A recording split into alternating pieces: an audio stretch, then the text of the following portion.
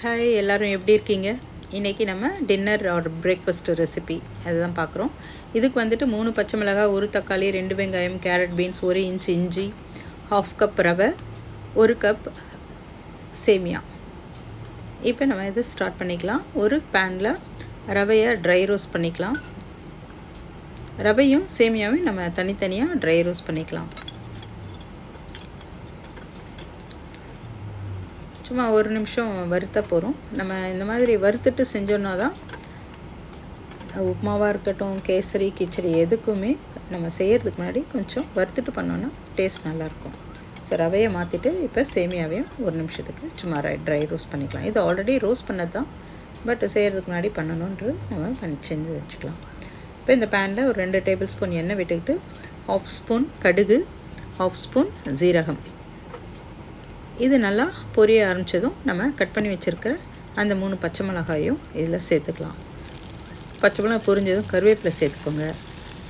2 வெங்காயம் நீளமாக கட் பண்ணி வச்சுருக்கேன், அதையும் சேர்த்து நல்லா வதக்கிடலாம்.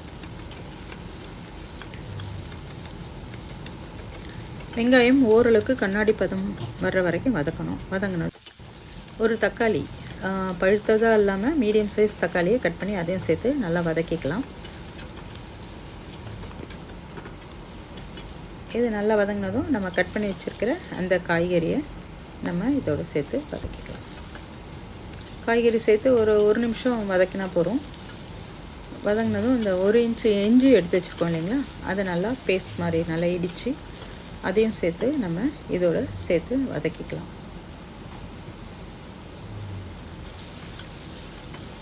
இஞ்சி பச்சை வாசனை போடுனதும் தேவையான உப்பு, இந்த எல்லாத்துக்கும் இந்த ப்ராசஸ்க்கான சால்ட் எல்லாம் நம்ம சேர்த்துக்கலாம். சால்ட்டு சேர்த்து நல்லா மிக்ஸ் பண்ணி விடுங்க. மிக்ஸ் பண்ணி விட்டுட்டு தண்ணி சேர்த்துக்கலாம். தண்ணி வந்து நான் 2 கப்பு ரவை 1 கப்லேயும் சேமியா 1 கப்லேயும் எடுத்துருந்தேன். அந்தந்த கப்பில் அதுக்கான டபுள் 1:2, 1/2 கப்பு ரவைக்கு 1 கப் தண்ணியும், 1 கப்பு சேமியாவுக்கு 2 கப்பு தண்ணி வச்சு கொதிக்க வந்ததும் அதை சேர்த்துட்டு நல்லா கலந்து விட்டுக்கலாம்.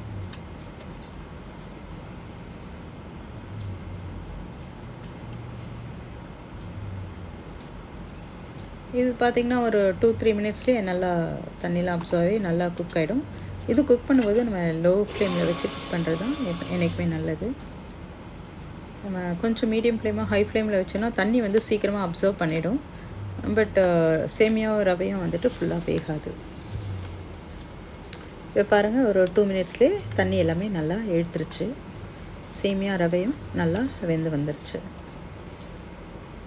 இதுக்கு வந்து ஒரு நிமிஷம் நம்ம மூடி போட்டு வச்சோன்னா இன்னும் கொஞ்சம் நல்லா வெந்து நல்லா பலன்னு வந்துடும். இந்த ஸ்டேஜில் நம்ம ஒரு 1/2 ஸ்பூன் கீ சேர்த்துக்கலாம். இந்த வெஜிடபிள் கிச்சடிக்கு டேஸ்ட்டு சேர்க்குறதே அந்த இஞ்சியும் இந்த நெய்யும் தான். ஸோ அதனால் இது ரெண்டுத்தையும் மிஸ் பண்ணாமல் சேர்த்துக்கோங்க. வெஜிடபிள்ஸ் உங்களுக்கு தேவையான வெஜிடபிள்ஸ் இதில் ஆட் பண்ணிக்கலாம். பட்டாணி, பச்சை பட்டாணி ஆட் பண்ணிக்கலாம், காலிஃப்ளவர் ஆட் பண்ணிக்கலாம்.